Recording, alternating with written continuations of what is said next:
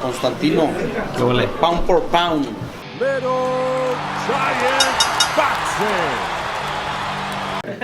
Here with Pita Garcia, the second in command after Robert Garcia. What were you guys telling him in the corner? I was hearing a little bit of shouts like, watch for that overhand left. We would the whole camp, not just in the corner, the whole camp. We kept telling him that no matter what he did during the fight, he had to fight the perfect fight. Like when Tyson Fury fought Deontay Wilder kept saying, or I don't know if it's Deontay, but his people or whoever would say that Tyson Fury had to be perfect for the whole 36 minutes, and Deontay Wilder only had to be perfect for a split second. And it was the same thing with this guy. He has that kind of power where if Bam, took a little, kept his hand a little bit too low, got a little bit too confident, took a chance that he shouldn't have taken. He had that kind of power. So the whole time we were telling him when he'd come back to the corner during rounds to keep his hands up, stay sharp, use feints, keep using his distance. Even though he was putting a beating on him little by little, we still had to keep reminding him to not overdo it either, to where he might get tired and then give him that chance in the late rounds. So it was, he fought the perfect fight. We kept telling him the stuff, but I mean, he just. How much has Bam Rodriguez grown as a fighter in these past two fights? Becoming a world champion and now making his first defense. Before he fought Cuadras, I think the most rounds he had ever been was like 6 or something. Like it was 5 or 8 rounds maybe. Because of inactivity, right? No, but because he had been stopping guys. The guy, he had never fought before the Cuadras fight. He had never fought like a tough 10 rounder against a guy that gave him rounds. He had been destroying everybody.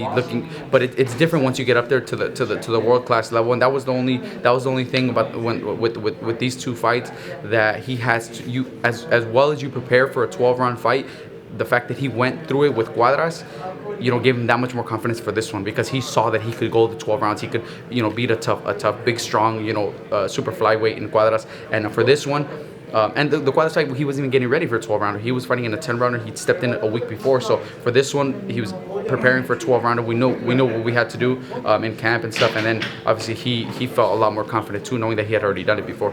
What were you guys' reaction when he dropped them? Oh man, I had water and a bunch of stuff, and I threw. Well, when he dropped them, we saw that the guy slipped a little bit. He hit him, but he slipped too. The center of the ring was getting real slippery. He was getting a lot of water on it.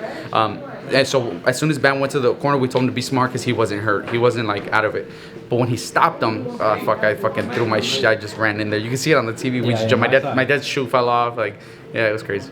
And then where do you guys go from here? Is there an opponent you guys are eyeing? I know you guys wanted him to move back down to 130.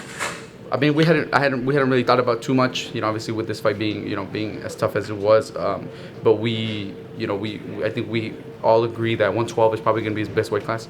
Even though, it's hard to say, because even the 115-pounders, these top guys that he's going in there against, saw Rungvisai, what he just did to him, that's one of the best 115-pounders in the past couple years. We still think 112 is going to be his best weight class. He makes 115 not easy either. It's tough. He blows up, pretty big in between fights. He's a big, strong dude already. He's getting bigger and stronger. He's only 22, but I think 112 is going to be his best weight class still. All right, and obviously I feel like this fight should put him in the pound-for-pound rankings, because, 2 seasoned veterans, and the way he beat them, it's not just the way. Yeah.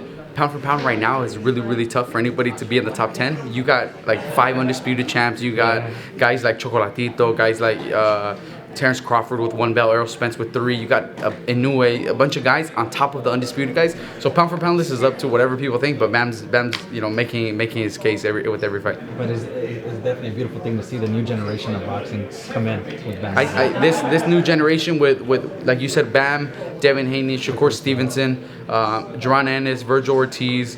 These young guys that are under, I think all those guys are probably under like 24 years old, something like that. These guys are all special, man. They might be young, and we kept hearing all fight week. Bam's got to watch out with his power. Oh, he hits really hard. What's Bam gonna do when he gets hit by by this guy, whatever. But Bam doesn't throw, or Bam doesn't hit harder. You know what I mean? Like, and all these young guys have that mentality of yeah, these guys are older. These guys are legends. These guys are this and that. But we're here to stay. You know what I mean? And Bam's at the front of it now. With those guys I just mentioned, Devin Haney, Shakur Stevenson. All those guys. Bam's right up there with all of them. All right. What's your message to all the RGBA supporters? San Antonio has mad love for RGBA. The crowd was sick, man. Thank you guys for always showing out. Texas, we always say, is probably the best state to come to fights. The fans are the best, and just stay tuned, man. We got nothing but big fights coming up. Thank you.